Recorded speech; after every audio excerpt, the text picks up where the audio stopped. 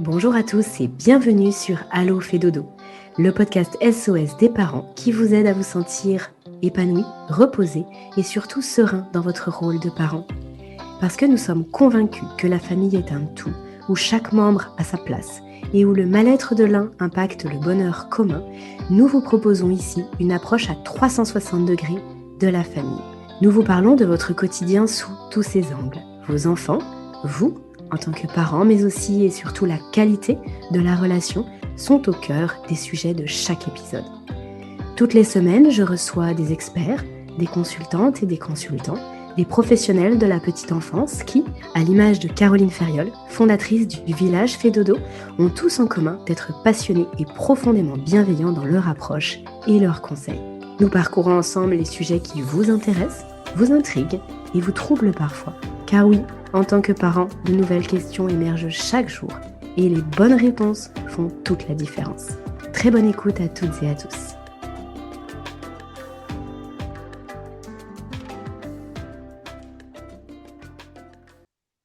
Bonjour Caroline, bonjour Marie, bonjour à toutes et à tous. Bienvenue sur ce nouvel épisode d'Allo fait dodo où nous allons parler d'allaitement et de sommeil.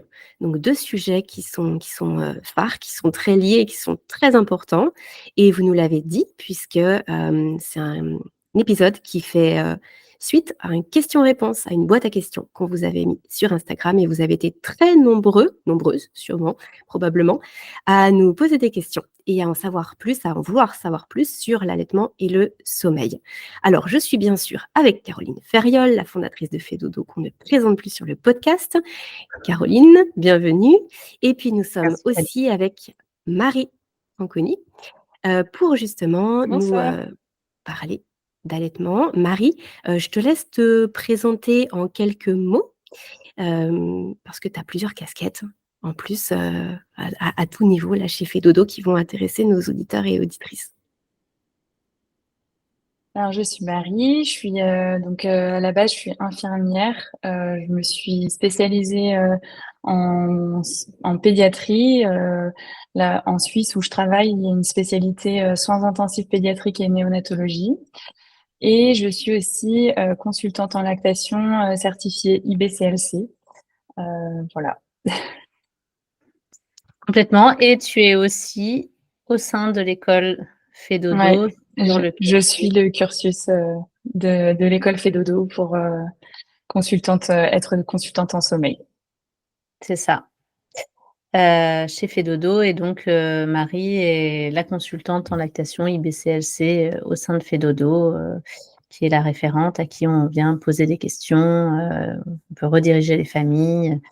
Qui est un trésor de connaissances, d'informations et de soutien dans la pluridisciplinarité qui nous caractérise. Caroline, Marie, je suis vraiment très heureuse qu'on se retrouve ce soir, puisqu'on enregistre en soirée cet épisode, en table ronde. Ça faisait longtemps que sur le podcast, on n'avait pas fait de table ronde, et là, vraiment, le sujet s'y prête. On va pouvoir lier les questions autour du sommeil et de l'allaitement. Alors, on en a eu pas mal des questions et d'ailleurs, je précise pour celles et ceux qui seraient intéressés, il y a un deuxième épisode, Marie, qu'on va enregistrer ou qu'on a enregistré selon comment cet épisode sortira, sur d'autres sujets, donc l'allaitement lié à l'alimentation et l'allaitement sur des questions diverses qui nous ont aussi été posées. Donc, si vous ne l'avez pas encore écouté, sachez qu'il y a un autre podcast qui va compléter celui-ci. Eh bien, je vous propose qu'on démarre. Donc, je vais prendre les différentes questions telles qu'elles ont été posées dans la boîte à questions. Et puis après, je vous laisserai voir l'une et l'autre en fonction des informations que vous souhaitez partager. Ça vous convient? Super. Tout à fait. Eh bien, allez, c'est parti.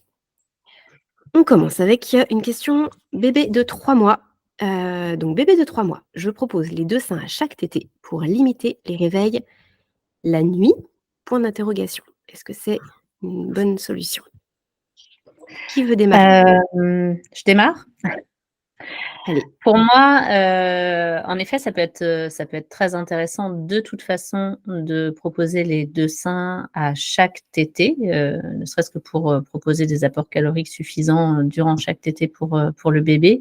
Et bien sûr, plus l'apport calorique qui sera fourni, sur 24 heures et principalement sur le temps d'éveil de la journée, donc de 7 heures le matin à 7-8 heures le soir, plus, cet apport calorique-là sera important et proche des besoins caloriques sur 24 heures de l'enfant, bah, moins, bien sûr, il aura besoin de se nourrir et de rajouter des tétés la nuit. Et ça dépend, ça dépend de votre production. Pour moi, ça dépend de votre capacité de stockage, ça dépend du poids de votre enfant, de ses besoins nutritionnels sur 24 heures. Donc vous pouvez miser là-dessus. De toute façon, moi, ça fait partie des conseils que je donne, aux mères, et pour autant, c'est pas forcément ça qui fera que votre bébé n'aura pas encore besoin de tétée, peut-être dans 3 mois, la nuit pour 1 ou 2 tétées parce que ses besoins et ses apports caloriques, nécessiteront encore, des quelques apports, la nuit. Marie? Je suis tout à fait d'accord et puis, je rajouterais aussi, le fait de proposer les 2 seins, en fait, ça maintient une bonne production aussi, de la lactation. C'est-à-dire que si on propose qu'un sein, ça veut dire qu'il y a la vitesse de production du lait, elle dépend aussi de l'extraction du lait. Donc si on n'extrait pas le lait d'un sein, bah, en fait, la production, elle s'arrête, temporairement, hein, bien sûr, mais du coup, voilà, la vitesse de production, elle est très ralentie. Donc, le fait de proposer les 2 seins, ça favorise la production de lait et ça maintient, une bonne lactation. Ok, je passe à la suivante.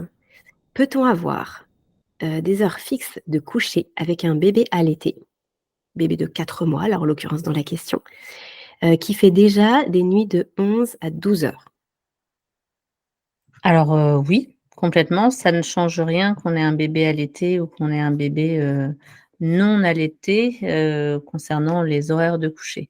Après, à 4 mois, c'est bien de commencer à se diriger vers des horaires de plus en plus, voilà, similaires le soir. On n'est pas alors pour certains bébés, on peut être à la minute près, mais à cet âge-là, l'horloge circadienne, elle se régule petit à petit sur 24 heures. Vous pouvez avoir un quart d'heure, une demi-heure de marge et ça n'a rien à voir avec votre allaitement, hein, quoi qu'il en soit. Il est très important que votre bébé fasse bien la dernière tétée, avant de partir, le dernier pour la route. Le nombre de tétées, au moins une tétée sur chacun de ces temps d'éveil entre ses siestes en journée et puis, bah, le reste, la nuit, il gérera et des nuits de 11-12 heures, c'est top. Bah, je valide ça, hein, de toute façon. Voilà, il y a enfin, l'allaitement, il y a pas forcément un rythme précis, mais c'est un peu l'âge clé où les choses se mettent en place. Donc, je pense que, comme dit Caroline, de faire cette tétée, enfin, qui est importante, la grosse tétée du soir, et puis elle sera pas forcément à 5 minutes près à la même heure, mais le rythme, il est en train de s'installer, et puis, du coup, faut suivre ça aussi. Et juste, j'ai dit une tétée par temps d'éveil, je dis à minima, hein, c'est-à-dire qu'un bébé allaité peut en avoir plusieurs par temps d'éveil. Et sur le dernier temps du soir, le dernier temps d'éveil du soir, entre la dernière sieste et le coucher du soir, là, c'est 2 tétées à minima. C'est pas une à minima, là, c'est 2 à minima. Une au réveil de la dernière sieste et une au coucher, juste avant de partir pour la nuit. Parce on fonctionne comme ça, les petits font plutôt d'ailleurs des tétées groupées en fin de journée et on est vraiment sur, un apport calorique assez important sur la fin de journée. C'est pas ça qui va déterminer s'il fait une nuit complète et qu'il ne mange pas de la nuit, hein. C'est juste que c'est comme ça que fonctionne, le corps humain et c'est bien sûr la répartition sur 24 heures qui déterminera si l'enfant, par contre, a suffisamment mangé sur ses 12 heures d'éveil ou s'il a besoin de complémenter aussi la nuit. Une question qui revient souvent, pour l'avoir, souvent vue même dans les boîtes à questions et dans des choses qu'on a déjà pu explorer sur le podcast, c'est: «Est-ce grave si bébé s'endort au sein?» Mais ça fait du bien de le rappeler parce qu'effectivement, je pense que toutes les mamans du monde se sont posé cette question. C'est immensément grave. Non, évidemment, en réalité, moi, j'aimerais bien poser la question: «Pourquoi ce serait grave?» Qu'est-ce que la personne entend par, le mot grave, parce que c'est quand même pas un mot, pardon, anodin. Alors j'imagine que c'est est-ce grave pour son sommeil ou est-ce grave pour avoir un sommeil de qualité? Non, moi je rappelle que pour un sommeil de qualité, l'important c'est la cohérence dans les stratégies de sommeil et aussi la relation de sommeil que l'on va mettre en place, le chemin de sommeil qu'on va mettre en place avec son bébé. C'est-à-dire que vous pouvez, tout aussi bien avoir mis en place avec un petit bébé des endormissements au sein, mais une explication que durant la nuit ou pour poursuivre les siestes, eh bien, c'est du rendormissement autonome parce que bébé peut avoir 2 stratégies autonomes et dépendantes, en lien. Après, il y a aussi de grandes chances que bébé, lui, par contre, vous dise: «J'ai pas très envie de faire ça, moi je préfère que des stratégies de sommeil au sein et pour me rendormir pour les siestes et pour toute la nuit aussi». Et ça peut faire que votre enfant, qui s'endort au sein, peut éventuellement demander à chacun de ces micro-réveils ou à ceux qui sont un peu plus difficiles à passer durant la nuit, de réavoir à le sein pour tétouiller et pour se rendormir. Et de la même manière pour les siestes, je m'endors au sein, je peux demander, me réveiller au bout de 30 minutes, à retétouiller pour pouvoir, pour repartir, sur un autre cycle de sommeil. Donc en soi, ça n'est absolument pas grave. Souvent, si la mère allaitante, dort collée à son enfant toutes les siestes et toute la nuit, certaines femmes d'ailleurs dorment, complètement et sentent même pas leur enfant, tétouiller pour se rendormir. Pour d'autres, ça peut potentiellement d'ailleurs être grave. Je dirais que c'est pas grave pour l'enfant, mais plus pour la maman, parce que pour certaines femmes, ça va causer des réveils toutes les heures, avec des insomnies, avec l'impossibilité de dormir, avec le fait de dormir obligatoirement avec l'enfant collé à elle et de se sentir extrêmement mal et elle de pas dormir et ça peut provoquer des dépressions postpartum et cetera et tout le reste. Mais en fait, c'est pas le fait que l'enfant s'endorme au sein qui est en question. Là, c'est le choix des stratégies de sommeil et la possibilité ou non, du parent et l'envie, et la disponibilité pour y répondre ou pas. Je ne sais pas si j'ai été claire. Mmh. Marie, juste avant, que de te laisser la parole pour que tu puisses compléter, je voulais simplement préciser que Caroline t'a répondu aussi, en partie en tout cas, je pense à une autre question qui était posée et qui était: «Bébé qui s'endort au sein la nuit, est-ce gênant?» Donc peut-être que Marie, tu pourras rebondir sur les 2. Et je précise aussi qu'on a déjà enregistré différents épisodes de podcast autour de l'endormissement autonome et de l'endormissement, les stratégies d'endormissement dépendantes, des mots, Caroline, que tu viens d'utiliser, qui peuvent peut-être être flous pour les gens qui nous découvrent aujourd'hui. Donc n'hésitez pas à aller, voir d'autres épisodes de podcast. On vous mettra les liens en descriptif de l'épisode, vers ceux qui renvoient le plus directement à ça et puis, aussi vers des modules, que vous pouvez retrouver sur le site de Fedodo si vous voulez explorer, par rapport à ce vocabulaire bien précis. Et Aurélie, tu m'as fait penser à d'autres choses quand même qui sont importantes à préciser, c'est-à-dire que on va avoir aussi certains enfants qui vont s'endormir au sein et en position allongée et chez qui, ça va pouvoir, provoquer du reflux parce qu'il n'y a pas eu un temps de verticalisation, aussi après la tétée. Il y en a certains, qui vont être verticalisés et qui vont continuer à dormir. Ils sont endormis au sein, ils vont être verticalisés, donc ça pose pas forcément problème. Pour d'autres, ça fait qu'il n'y a pas de RO qui est fait. Alors pour certains bébés, pour qui la succion va très bien, il n'y a pas nécessairement besoin d'un RO. Pour d'autres, pour qui ça se passe pas très bien, c'est des RO qui peuvent pas être faits, c'est du lait voilà, en station horizontale constamment et ça peut provoquer des petits désagréments type colique et type reflux pathologique ou non, hein, qui vont parfois faire qu'un enfant, qui a cette stratégie de sommeil d'endormissement au sein, finalement, ne sera pas très confortable, voire même douloureux. Mais c'est pas forcément la cause de l'endormissement au sein. Il suffit qu'il s'endorme au sein dans une autre position, qu'il soit éventuellement verticalisé. Enfin voilà, il y a plein de choses à regarder. Et juste, je termine concernant la nuit et donc la nuit, il y a pour les petits, je dirais jusqu'à 6 mois, même si bébé a des stratégies de sommeil autonome, donc il s'endort sans le sein est entièrement seul la nuit ne se réveille que pour téter et il se rendort au sein parce qu'il est juste groggy, ça ne va pas avoir d'influence sur ses stratégies de sommeil en journée et sur d'éventuels multiples réveils jusqu'à environ 5-6 mois. Et vers 5-6 mois, nous, on peut voir parfois une petite bascule qui s'effectue.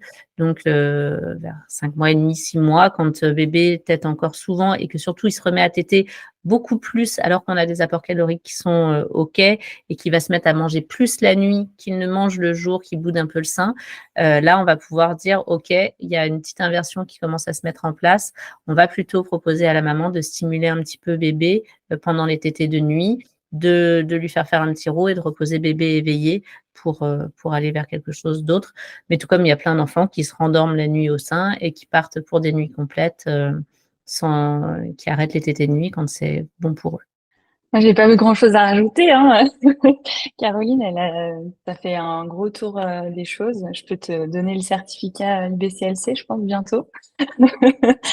Non, effectivement, je pense qu'il faut aussi voir pourquoi la question est posée de cette maman. Et effectivement, c'est une question est-ce que c'est un problème de sommeil, est-ce que c'est un problème de réveil dû à des reflux. Donc c'est comme, enfin voilà, Caroline, t'as fait un grand tour de cette question. Mais en soi, non, il y a rien de grave. Après, il faut voir pourquoi la question est posée.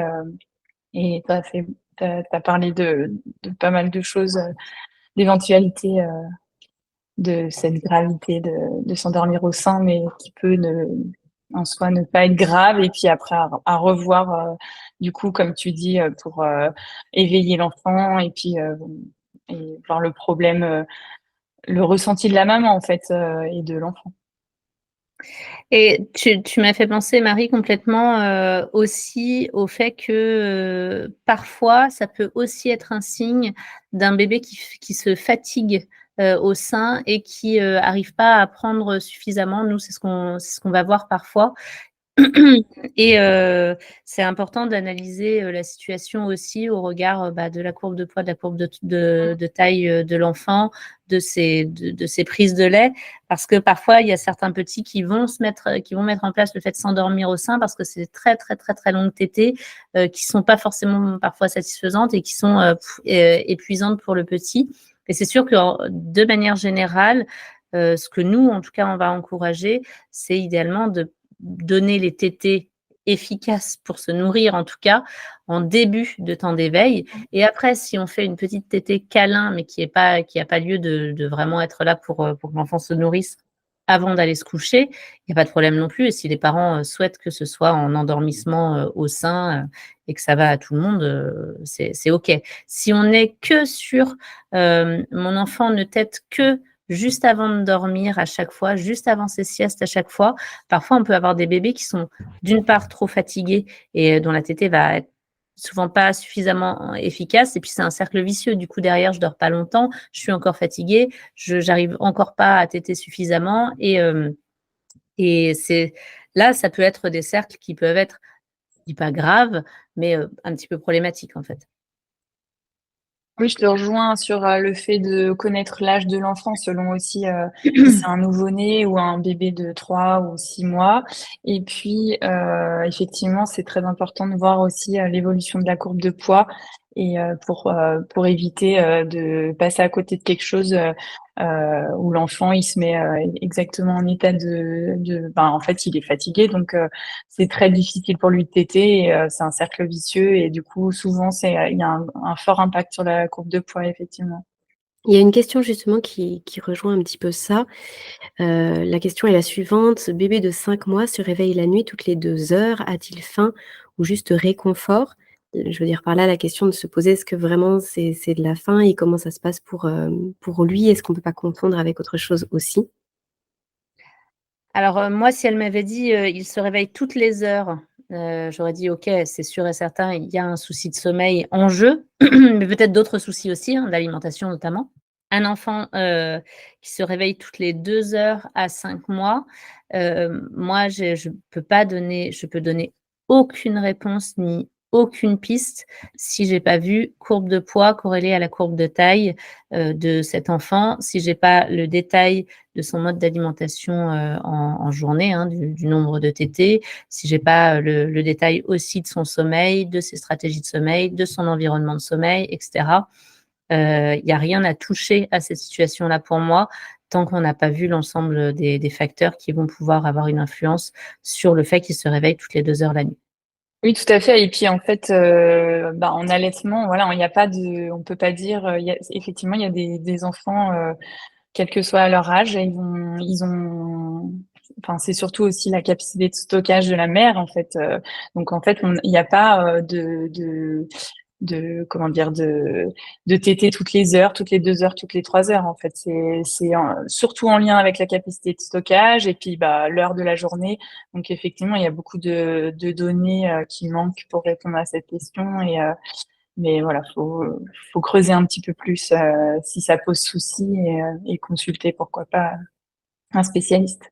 Justement, vous me tendez la perche pour vous poser une question à toutes les 2 qui ne fait pas partie des questions de la boîte à questions, mais ça me paraît intéressant de mettre quelques mots là-dessus. Par quoi on commence lorsqu'on est parent, si justement on se pose toutes ces questions autour du sommeil et de l'allaitement? Le mieux, c'est de consulter, une consultante sommeil, une consultante IBCLC. C'est de travailler comme ça en trio pour pouvoir avoir toutes les réponses? Ou est-ce qu'une consultante, sommeil, chez Fedodo, comme là, Marie, peut répondre à toutes les questions? Alors, moi, ce que je dis aux parents, c'est que si on est juste sur un bébé allaité et pour qui tout le sommeil, ça va bien. Globalement, il y a pas de problème pour personne, tout va bien.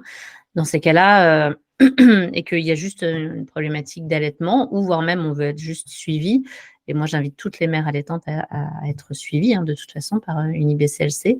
Là, dans ces cas-là, il faut aller voir une IBCLC.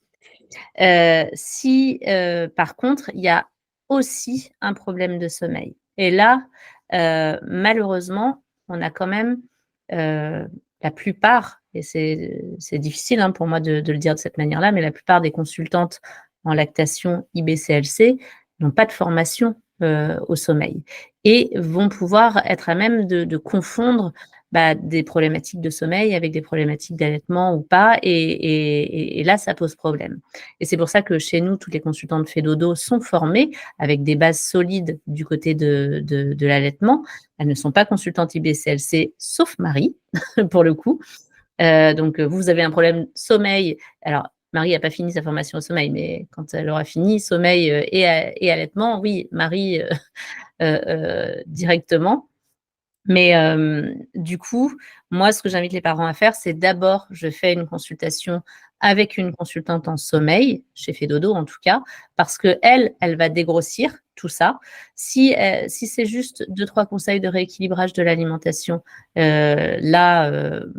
la consultante pourra aiguiller les parents et résoudre les problèmes de sommeil. Si elle voit qu'il y a quelque chose, un problème de fond du côté de l'allaitement, et même si elle-même, elle a la réponse, et elle saura qu'il y a besoin d'un suivi, par contre, en parallèle. Et donc là, la consultante, elle balisera tout ce qui est question sommeil et elle pourra dire aux parents, en parallèle, là, c'est vraiment important que vous ayez aussi une consultation, voire un suivi avec une consultante en lactation IBCLC.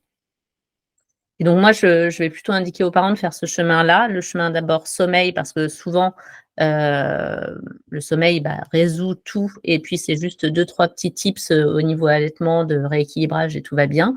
Et puis, si ce n'est pas le cas, les consultantes chez nous, en tout cas, sont formées à rediriger.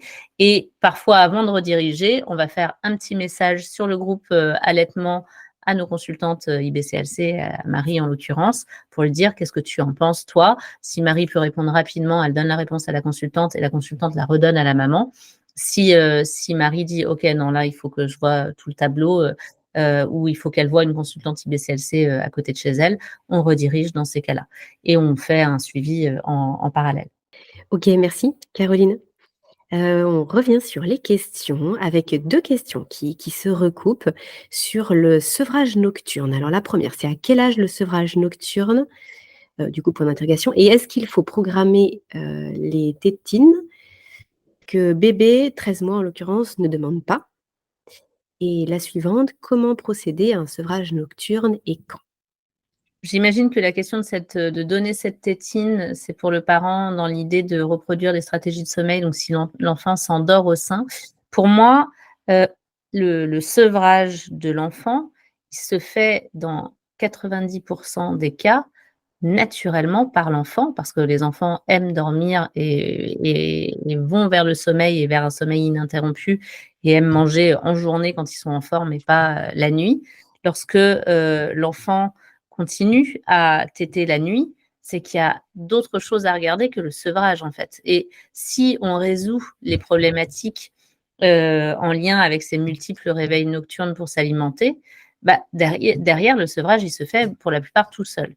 Ça, c'est la première chose qui est importante à savoir. C'est-à-dire que si l'enfant, par exemple, a des stratégies de sommeil d'endormissement au sein et de rendormissement au sein, bon, bah oui, ça va peut-être provoquer chez lui le fait de continuer à manger et à téter toute la nuit, toutes les heures, toutes les 2 heures, etc. Non pas pour s'alimenter, mais parce que bah, c'est quelque chose qui a une fonction d'alimentation et de stratégie de sommeil. Et donc du coup, lorsque là, on vient changer la stratégie de sommeil et que, bah, par exemple, la maman y va, soit avec un biberon, soit, propose la tétée, mais propose aussi à son enfant d'être réveillé après la tétée quand elle le repose dans le lit. Là, le sevrage, il se fait tout seul. Ça peut être aussi le le papa qui y va et qui va proposer un biberon, lorsque l'enfant appelle pour être alimenté et puis, bah, si c'est un vrai besoin d'alimentation, l'enfant va prendre le biberon et se nourrir. Si c'est une stratégie de sommeil, dans ces cas-là, l'enfant, va trouver d'autres stratégies de sommeil que celle du sein. Il y a plein de choses qui peuvent être mises en place et ça dépend de chaque situation et puis de comment, de où veut aller le parent. Personnellement, dans aucun cas, je ne propose de remplacer ça par une tétine. Parce que lorsqu'on vient remplacer par une tétine pour l'enfant, on ne vient pas se poser la question de la nutrition déjà. Est-ce que cet enfant, il a suffisamment sur ces 24 heures?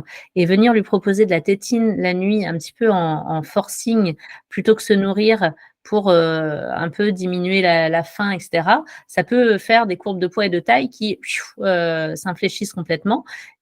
Parce qu'en fait, cet enfant-là, il avait bien besoin de stimuler les seins, il avait bien besoin de se nourrir encore et c'est plutôt un rééquilibrage alimentaire, qu'il faut mettre en place parce que, bah, la journée, le sein n'est pas suffisamment proposé, parce que la journée, bébé est peut-être gardé à la crèche, et qu'il boit des biberons et qu'il en boit très peu et il se rattrape la nuit. Et donc la question, elle est très complexe. Il faut faire attention à ça et donc moi, je fais toujours très attention, enfin, en tout cas, je propose jamais un remplacement par la tétine parce que la tétine, ça peut cacher un rocher, voire un iceberg. Par contre, d'aller proposer un biberon à la place pour voir réellement quelle est la quantité, nutritionnelle nécessaire à cet enfant et puis proposer une diminution petit à petit tout en journée, stimulant bien les seins et remettant la lactation plus sur les 12 heures de la journée que sur, la nuit principalement. Parce qu'il y a des inversions qui se font comme ça aussi, avec justement des bébés qui mangent plus du tout la journée ou quasiment pas parce qu'ils veulent le sein et ils sont par exemple à la crèche et du coup, bah, ils vont inverser et la lactation de maman et eux leur mode d'alimentation et ils se nourrissent toute la nuit. Et là, ça fait des bébés, bah, crevés parce que la nuit, notre système digestif et nos hormones nous dirigent vers le fait de dormir et pas de s'alimenter toute la nuit. Ça provoque souvent des petites problématiques aussi digestives. Ça provoque une mère souvent très, très fatiguée.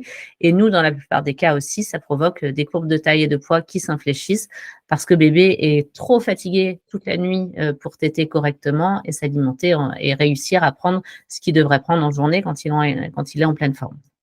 Bref, je digresse, mais en fait, bien sûr, c'est très complexe. Il y a plein de cas possibles. Et si on souhaite mettre fin, en tout cas, à une nutrition nocturne, je dirais qu'on soit sur un allaitement ou sur des prises de biberon, c'est quelque chose qui doit se regarder d'abord sur l'équilibre nutritionnel en journée, ensuite sur les stratégies de sommeil de l'enfant et pourquoi est-ce que l'alimentation est venue en lien avec les stratégies de sommeil, et ensuite sur la relation. C'est les 3 piliers, hein, on vient regarder les 3 piliers: alimentation, sommeil et relation. Les 3 piliers de l'être humain et les 3 besoins, fondamentaux de l'être humain et notamment du bébé. Et pourquoi je parle de relation? Parce qu'on va aussi avoir énormément de petits bébés et je l'une d'entre nous, se reconnaîtra, très bien parce que c'est une une des filles de l'équipe Fedodo est en plein dans cette problématique avec sa fille, avec son petit bébé de 8-9 mois. Puisque la petite justement est gardée à la crèche toute la journée et la nuit, elle hurle jusqu'à ce qu'elle voie maman et qu'elle prenne le sein. Et quand on en discute ensemble, maman aussi, la petite lui manque la journée et maman aime aller donner le sein à sa petite la nuit parce que c'est le temps juste pour elle, parce qu'il n'y a personne d'autre, parce qu'elles connectent ensemble. Et c'est très important aussi d'être honnête avec qu'est-ce que moi j'ai vraiment envie? Est-ce que cette tétée, elle me gêne vraiment? Est-ce que finalement c'est le moment pour moi et bébé, ensemble? Est-ce que c'est OK ou pas?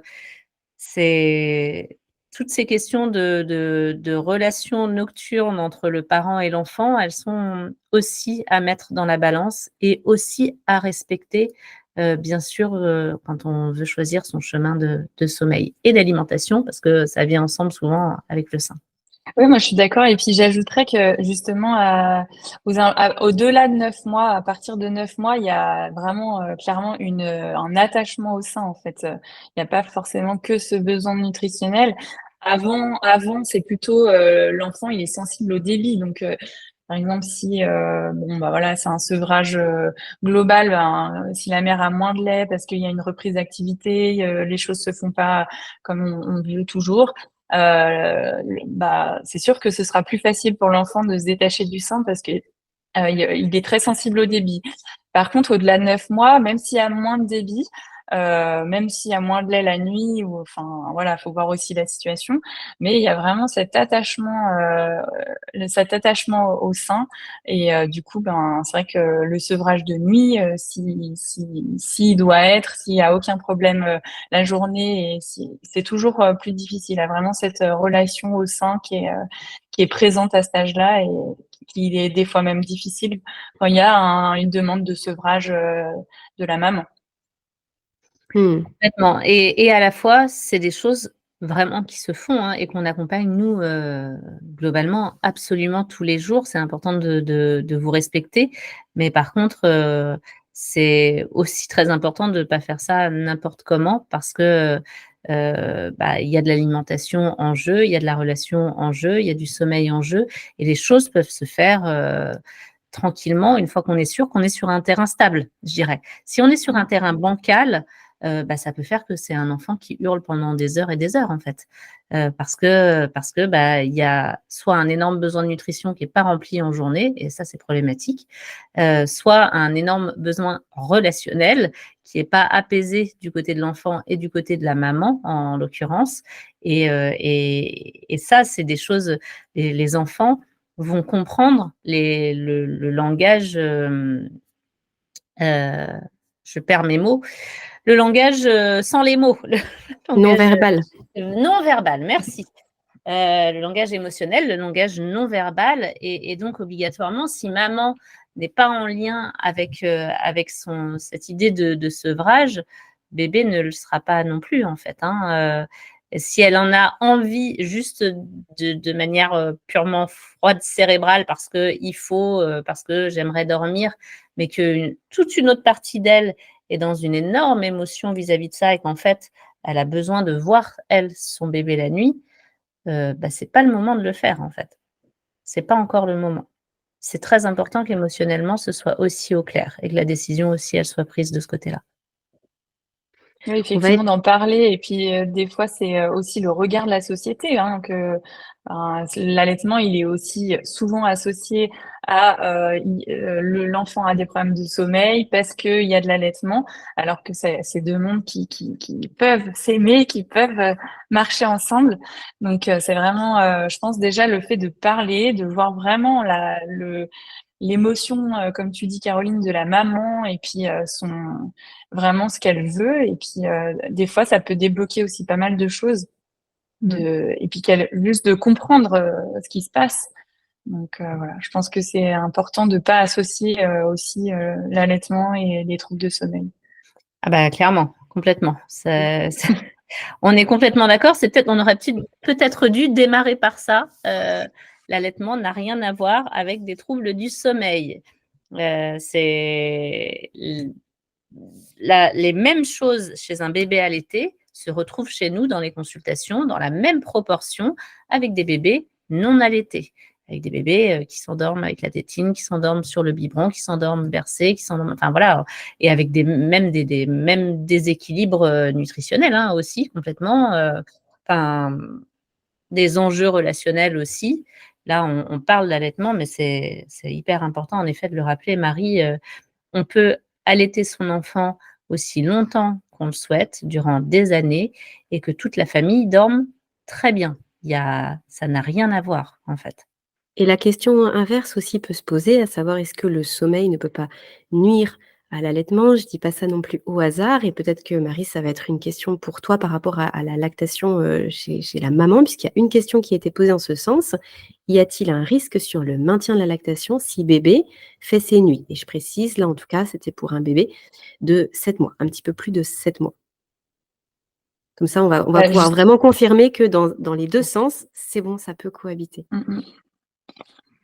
Bah alors déjà, c'est la chose la très importante, c'est de savoir l'âge du bébé.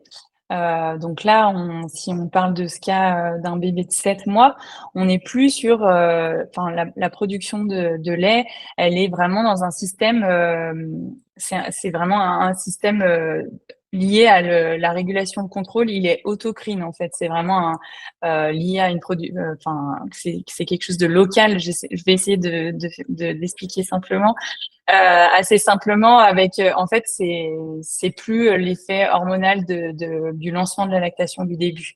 Donc on est un peu sur la production, elle est lancée, elle est calibrée et après comme dit Caroline, comme on a dit tout à l'heure, c'est l'équilibre par 24 heures.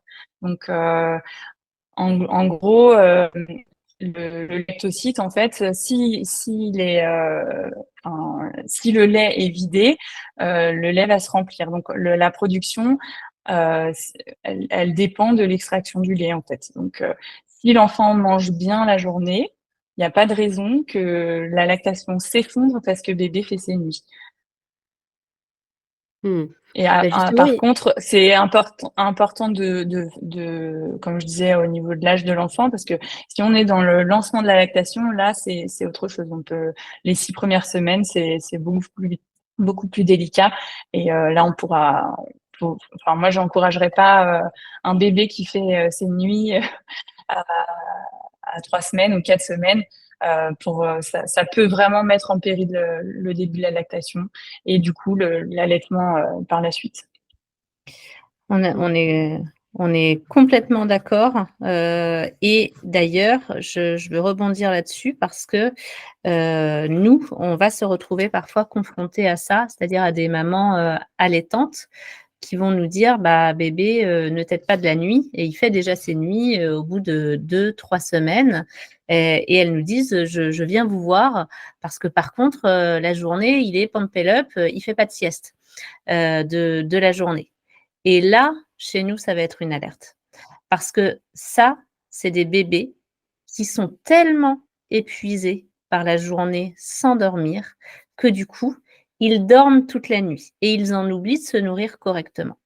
Et ça, c'est clairement des courbes de poids et de taille qui chutent, c'est des lactations en berne et c'est des vrais gros problèmes. Clairement, sur les 6 premières semaines, bébé a besoin de dormir par tranche de 2, 3, 4 heures, je dirais maximum, que ce soit le jour ou la nuit, de manière indifférenciée et il a besoin de se nourrir de manière très régulière et de vraiment lancer la lactation de manière importante.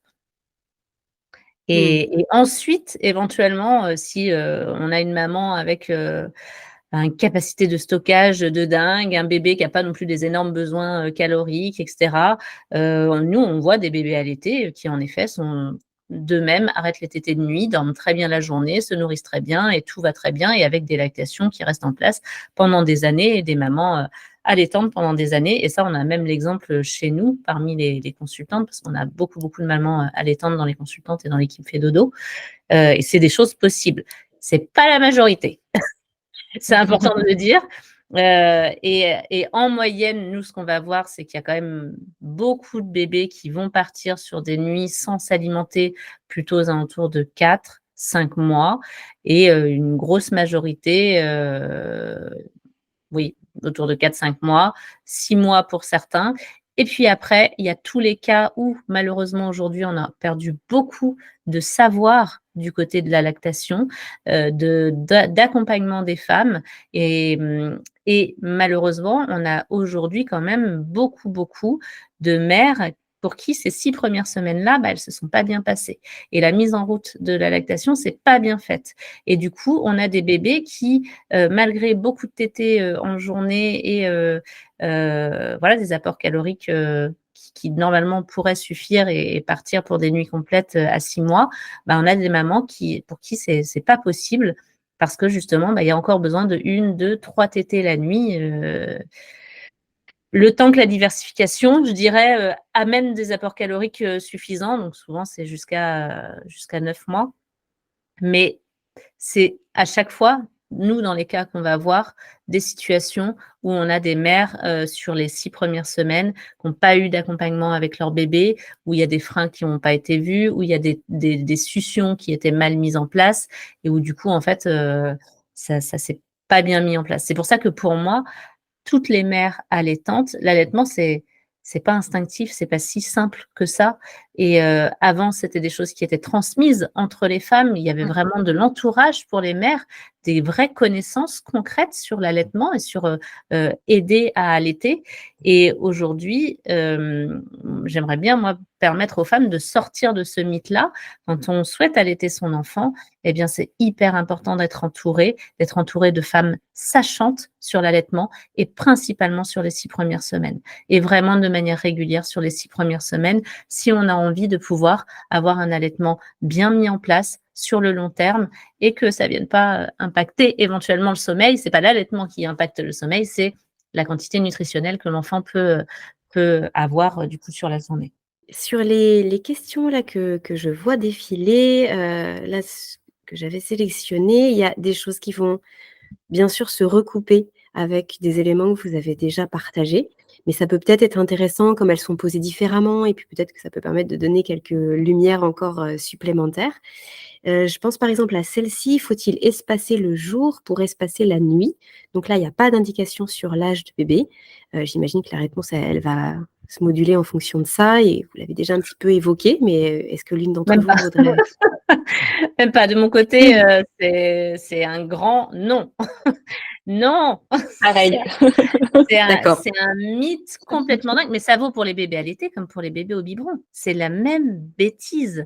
Si on veut que bébé ne se nourrisse pas la nuit, il lui faut suffisamment la journée. Et un bébé, ça a un petit estomac.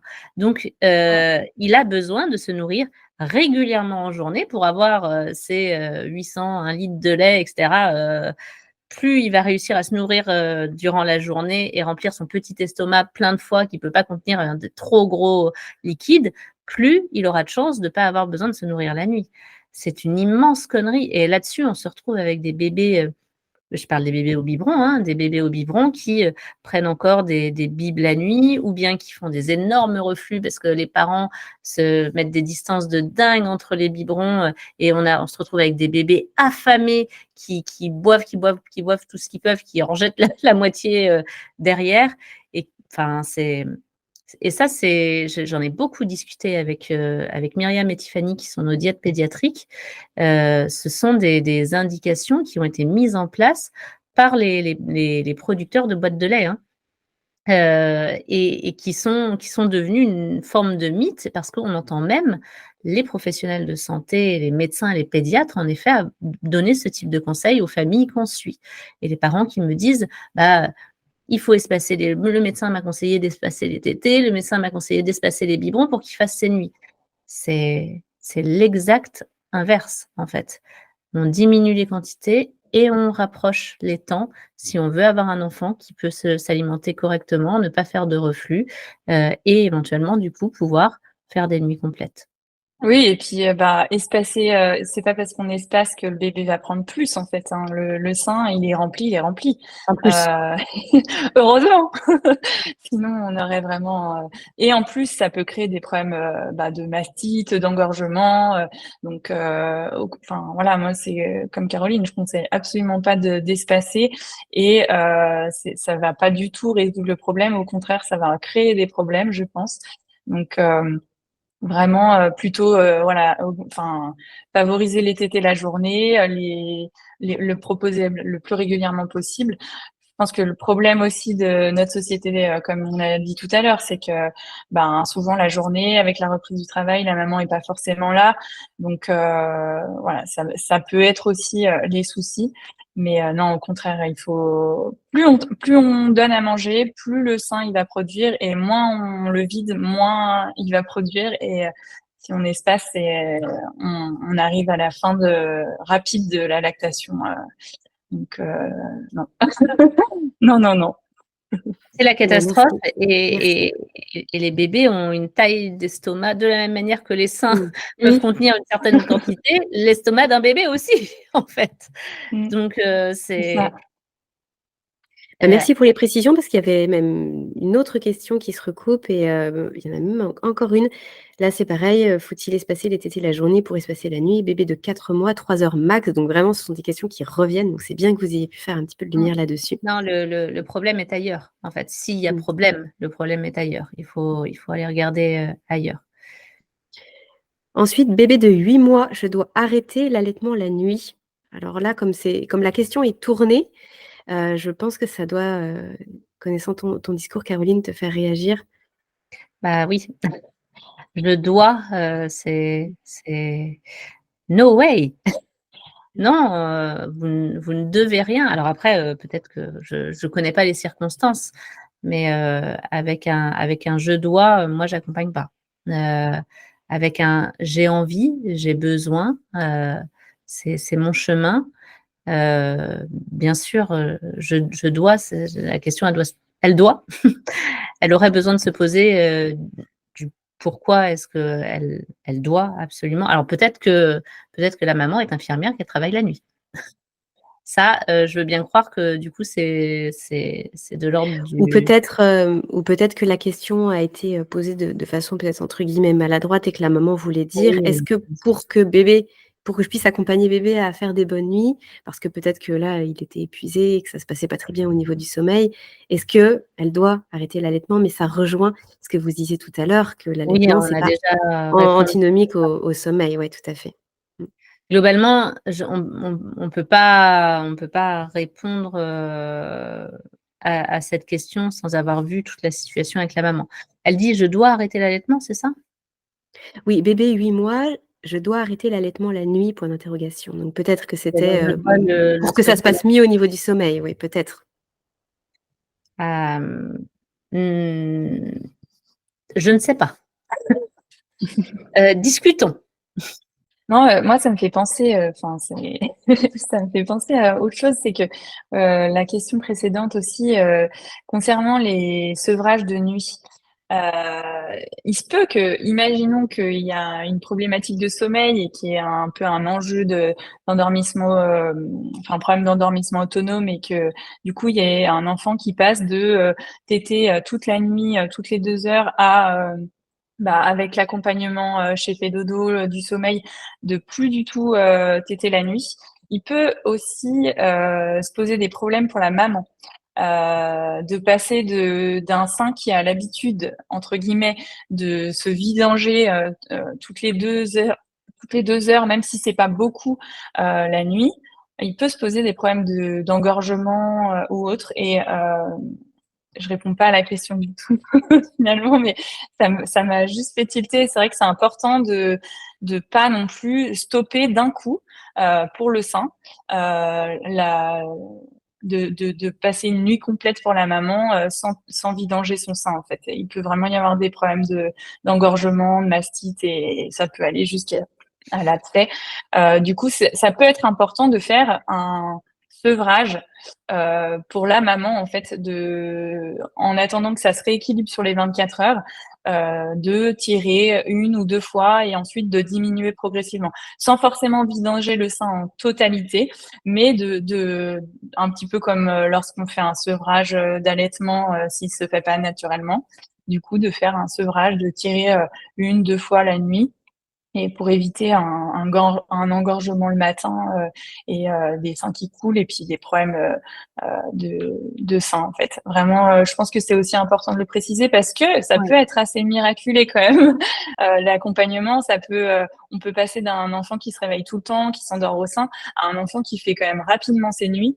Et pour le corps de la maman, c'est pas aussi rapide et c'est important Ouais. de faire les choses un peu plus en douceur et de pas hésiter à tirer son lait avec un tire-lait ou manuellement, mais en tout cas de vider un petit peu et de rééquilibrer la lactation sur sur les 24 heures. Complètement. Comment aider bébé 5 mois à dormir sans le sein, mais en continuant d'allaiter car pas envie de sevrer? Peut-être que je peux aussi vous lire les 2 suivantes et puis ce seront les dernières comme ça si après vous voulez recouper les informations parce que la thématique là est vraiment proche. Mon bébé de 13 semaines ne s'endort que au sein et dort avec nous. Comment le passer dans le lit sans lui donner de tétine, dans l'idéal? Et puis après, comment aider un bébé allaité à l'EA, en majuscule, L'endormissement j'imagine? autonome. Ah, c'est l'endormissement autonome qui est écrit comme ça. OK. Et comment éviter l'endormissement au sein? Donc du coup, dépendant. OK. La première, elle est simple pour moi à répondre, à savoir, comment est-ce que je peux continuer à allaiter tout en proposant des stratégies de sommeil autonome à mon bébé. C'est excessivement simple, vous continuez à l'allaiter exactement comme vous faites, à l'heure actuelle, sauf que, avant que votre enfant s'endorme, du coup, vous le relevez, vous lui faites un roux, vous le maintenez éveillé et vous lui proposez de s'endormir, réveillé dans son lit et vous continuez à l'allaiter, tout le temps en fait, à chaque fois qu'il demandera à manger. C'est juste que, du coup, il s'endort pas au sein.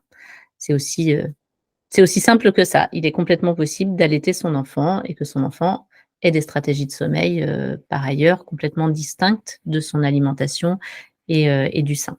Et pour, les 2 autres questions qui sont de poser, à savoir comment est-ce que je peux, emmener mon enfant justement vers la découverte de stratégies de sommeil autonomes lorsque sa stratégie, c'est de s'endormir au sein.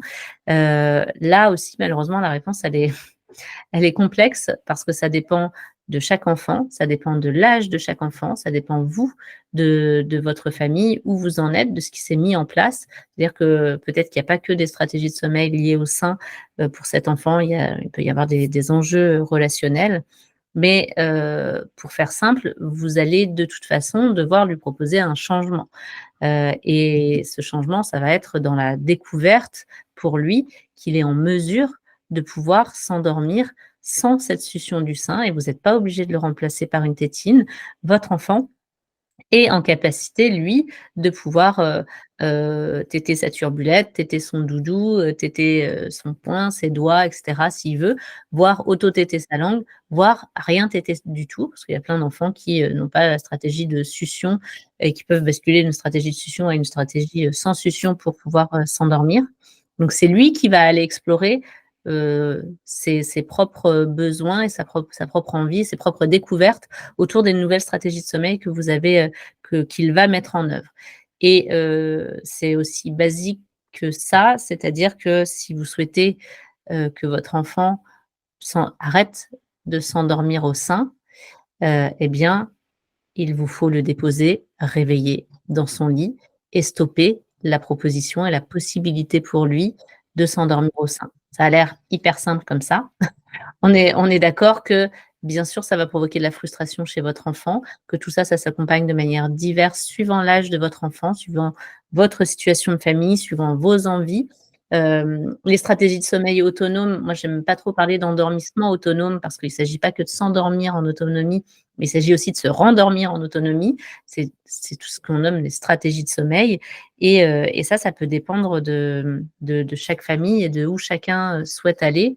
Ce que je peux éventuellement vous dire, c'est que, en plus, vraiment au niveau des âges, il y a une vraie grosse différence entre les 0-4 mois, les 4-8 mois, les 8-18 mois, les 18 mois et plus.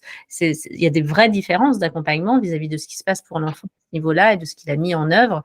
Moi, je vous conseillerais soit de vous diriger vers un accompagnement, soit vous diriger vers une consultation pour pouvoir voir ça avec la consultante et actionner aussi un maximum de leviers pour que ce passage, justement, qui va engendrer de la frustration, en engendre le moins possible, se fasse de la manière la plus sereine possible pour vous, pour votre bébé, que tout soit balisé et qu'on ait un bébé bien repu, qui puisse s'endormir, qu'au niveau des horaires et des espaces de temps d'éveil aussi ce soit propice, qu'au niveau de l'environnement de sommeil ce soit propice, que dans la relation avec vous et votre positionnement, ce soit propice aussi, et qu'en fonction de son âge, vous soyez à même d'accueillir les émotions qui se mettent en œuvre pour le guider et pour avoir une communication, parce que c'est une communication avec votre enfant la plus apaisée possible autour de ce changement-là. Et ça, chez nous, c'est en consultation, en accompagnement, où vous avez les webinaires qui sont des vidéos à la demande que vous pouvez regarder en fonction de l'âge de chaque enfant. Et où vous trouverez des réponses autour de ça. Je ne peux pas développer parce que pour le 0,4 mois, ça dure 6 heures. Pour le plus de 3 mois, ça dure 3 heures. Pour le plus de 18 mois, ça dure 3 heures aussi. Et ce n'est pas le lieu là pour ça. Marie, est-ce que tu as un petit mot de la fin, peut-être par rapport à ces dernières questions, puisque là, on arrive tout doucement à la fin de cet épisode. Est-ce qu'il y avait certains éléments que tu souhaitais partager à notre communauté qui nous écoute? Moi, là, quand j'entends parler Caroline, je me dis, je suis contente d'avoir fait quand même cette formation sommeil parce que ça complète vraiment toutes les notions que j'ai eues sur l'allaitement. Et effectivement, c'est comme on a dit tout à l'heure, le fait d'allaiter. On peut allaiter et avoir un bébé qui dort la nuit. Il faut vraiment pas hésiter en fait, à se faire accompagner, à en parler, à aller voir les bonnes personnes. Et puis le plus aussi chez Fedodo, c'est que voilà, il y a vraiment plusieurs professionnels qui sont spécialisés dans plusieurs domaines et du coup ça fait vraiment un accompagnement global où on fait quand même le tour de toutes les questions de ce qui pourrait poser problème. Donc c'est vraiment je pense que c'est vraiment quelque chose de complémentaire et qu'il faut vraiment faire perdurer comme ça parce que il y a beaucoup d'idées reçues sur l'allaitement, le sommeil et je suis ravie comme toi Caroline je crois mais ravie que ces deux mondes se côtoient aussi proches. Et c'est tellement important pour les familles et ça évitera beaucoup de souffrance, de frustration aux familles, aux mères, aux petits. L'allaitement et le sommeil sont les meilleurs amis. Et d'ailleurs, c'était vraiment intéressant, Caroline, que là, tu puisses le développer sur la fin de l'émission parce que c'est vrai que l'allaitement ne veut pas forcément dire endormissement au sein. Là, ce que tu disais qu'effectivement, on peut tout à fait allaiter et même allaiter la nuit, le soir, n'importe quand, mais qu'il puisse y avoir des stratégies de sommeil qui soient quand même autonomes. Et c'est vrai que ça peut être un raccourci malheureux de dire c'est parce qu'il y a allaitement que finalement, il y a forcément endormissement au sein. Donc oui, il y a quand même pas mal de choses phares à retenir de cet épisode. Merci beaucoup à toutes les deux pour le temps que vous nous avez accordé là sur le podcast. Merci bien sûr à la communauté Fedodo pour avoir posé des questions, sans quoi tout ça, ça n'aurait pas eu lieu. Et je pense que ça va pouvoir éclairer beaucoup, beaucoup de parents qui nous écoutent et qui se seront forcément retrouvés dans les diverses questions. Et je précise encore une fois qu'il y a un deuxième épisode, donc toutes les deux avec Marie, sur d'autres questions sur l'allaitement et pas en lien direct avec le sommeil pour le coup. Donc si vous voulez aller plus loin, n'hésitez pas à aller voir le second épisode. Merci beaucoup Aurélie d'animer, de présenter tout ça pour les familles, pour le village Fedodo. Un grand merci Marie aussi. de ta présence à nos côtés. Bonne soirée et à toutes les deux et puis surtout bonne journée à toutes les personnes qui nous ont écoutées. À très bientôt. Au revoir. Merci, au revoir. Cet épisode touche à sa fin, il est l'heure de se quitter, mais pas pour très longtemps. On se donne rendez-vous la semaine prochaine avec de nouveaux invités. Pour retrouver l'ensemble des experts du village Fedodo, c'est sur fedodo.fr que ça se passe. Le lien est dans la description. Vous appréciez le contenu que nous vous proposons sur Allo Fedodo ? Alors dites-le nous. Sous forme de commentaires, de partages ou de petites étoiles, vous participez à soutenir le podcast et à le rendre encore plus visible sur l'ensemble des plateformes. Merci et à très bientôt.